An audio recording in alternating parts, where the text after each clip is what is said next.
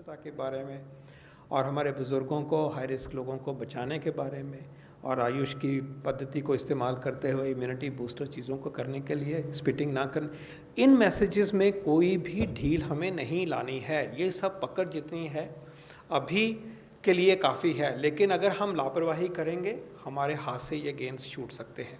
और अगर हम इसमें और तेज़ी लाएंगे, इसको एम्ब्रेस करेंगे, एनफोर्स करेंगे और अपने साथ वाले को भी कहेंगे एम्ब्रेस करो, और तो फिर ये पकड़ और मजबूत होगी और हम वायरस को पीछे हटाने में सफल होंगे। ये बहुत ही इंपॉर्टेंट मुद्दा है। और इसके साथ में ये भी एक जुड़ा हुआ मुद्दा है कि हमें बड़ी गैदरिंग में नहीं जाना है, बड़े ग्रुप्स में नहीं जाना है और दूरी बना के रखनी है। अभी ये इसमें कोई भी ढील करने का कोई औचित्य नहीं है और हमारे लिए डेंजरस साबित हो सकता है।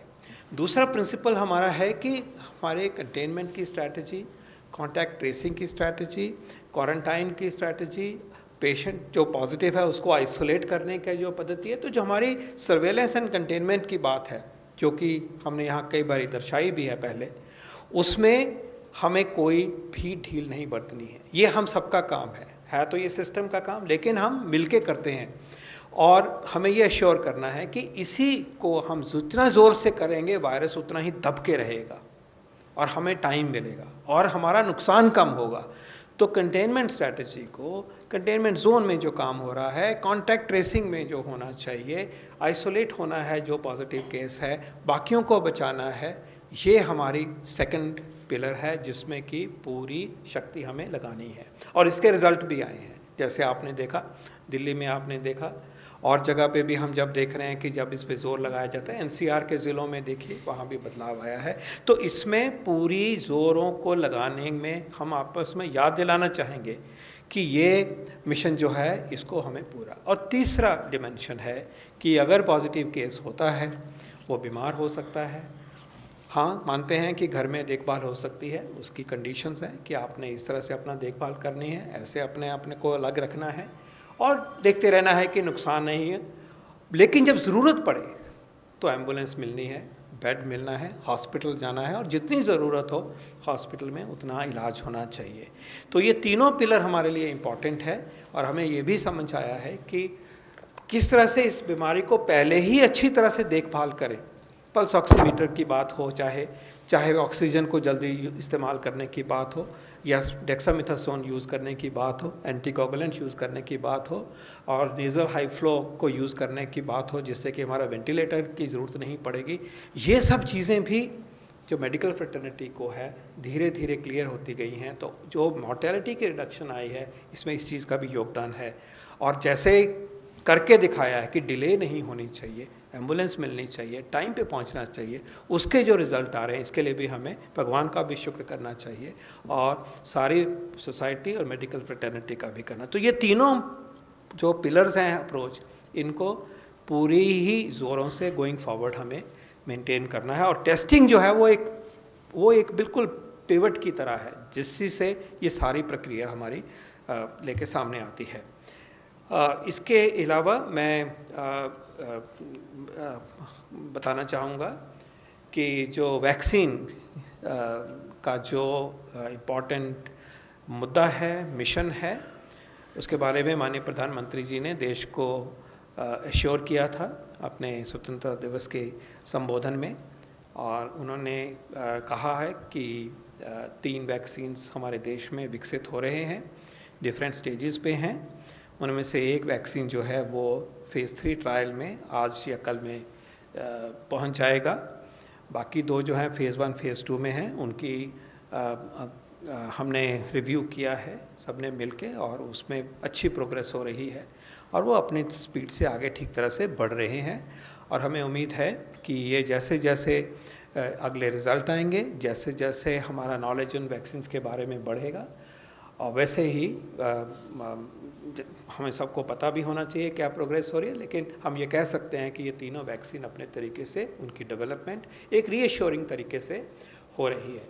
और जैसे जैसे ये 3 वैक्सीन या और भी वैक्सीन कैंडिडेट्स हैं वो तरक्की की तरफ बढ़ते हैं और अवेलेबिलिटी की तरफ हमारा की गोल की तरफ हम बढ़ेंगे, तो जो फिर वैक्सीन रिलेटेड जो इम्प्लीमेंटेशन होनी है, पहुंचाना है, कैसे पहुंचाना है, सप्लाई चेन की बात है, उनका कार्यक्रम जो है वो पूरी तरीके से तैयार होगा और तैयार है उसकी आउटलाइन, और उसको आगे जैसे जैसे ज़रूरत पड़ेगी इस चीज़ की, उनकी डिटेलिंग की, माइक्रो प्लानिंग की, और जो वैक्सीन के कैरेक्टरिस्टिक्स होंगे उनके बेस के ऊपर जो हमारी अप्रोच होनी चाहिए, साइंटिफिक अप्रोच। हो सकता है कि वैक्सीन की 2 डोज लगें, हो सकता है कि किसी वैक्सीन में कोल्ड चेन की ज़रूरत, एक खास तरह की ज़रूरत हो। तो इन सब मुद्दों के ऊपर सिस्टमैटिक तरीके से बातचीत हुई है, समझदारी बनती जा रही है। सरकार ने अपनी तरफ से जो वैक्सीन मैन्युफैक्चरर्स हैं उनसे भी बातचीत करी है, उनसे भी जाना है कि वो किस स्टेज पे हैं और वो उनको सरकार की तरफ से किस तरह की फैसिलिटेशन की आवश्यकता है। वैक्सीन का मिशन देश का मिशन है, मानवता के लिए है और देश के लिए है, और इसमें जो प्रोग्रेस आज तक हुई है वो बहुत ही रीअश्योरिंग है और पूरे ही जोर से गवर्नमेंट वाइड उसके ऊपर एफर्ट हो रहा है। आप इसमें ऐड करना चाहेंगे सेक्रेटरी साहब? धन्यवाद सर। सर ऑनलाइन क्वेश्चन है, for last 2 days the number of active infections is slightly lower than number of recoveries. There is also a slight dip in daily mortalities reported. Does this indicate that the worst is behind us? I could, give you a broad picture, and then Dr. Paul could give you some analysis of this broad picture. अगर हम प्रतिदिन आने वाले नए cases को देखें 13 तारीख से आज तक, तो जो आप प्रश्न में पूछ रहे हैं वो सही बात है। 13 तारीख को जो पॉजिटिव केस थे नए वो लगभग 64,000 से कुछ ज़्यादा थे। 14 तारीख को वो 63,000 कुछ हो गए। 15 तारीख को वो 63,000 ही रहे। 16 तारीख को वो 57,000 हो गए और 17 तारीख को वो 55,000 हो गए। तो एक लगातार घटने का ट्रेंड एक्टिव केसेस का या नए केसेस का हम पिछले लगभग 5 दिन में देख रहे हैं। लेकिन एक पेंडेमिक के कॉन्टेक्स्ट में 5 दिन की अवधि बहुत कम अवधि होती है, तो उससे बहुत अधिक संतुष्टि भी नहीं लेनी चाहिए, लेकिन इतना संतुष्टि का भाव जरूर होना चाहिए कि राज्य सरकारें केंद्र सरकार के गाइडेंस में जो काम कर रही हैं उसका रिजल्ट दिखाई दे रहा है। इसलिए लगातार जो नए केस हैं वो घट रहे हैं। लेकिन जैसा डॉक्टर पॉल ने अभी पहले कहा कि जब तक सामाजिक दूरी और उससे संबंधित चीज़ें आप बनाकर नहीं रखेंगे, मास्क पहनना, हाथ धोना इत्यादि, जब तक कंटेनमेंट और सर्वेलेंस अच्छे प्रकार से नहीं होगा, जब तक हॉस्पिटलाइजेशन और क्लिनिकल ट्रीटमेंट एफिशिएंट नहीं होगा, तो इन गेन्स को लंबे समय तक बरकरार रखने में कठिनाई होगी। तो एक तो आंकड़ा ये है। दूसरा, अगर आप एब्सोल्यूट डेथ के आंकड़ों को देखें उसी अवधि में, तो 13 अगस्त को एब्सोल्यूट डेथ देश भर में 1007 थी, 1007।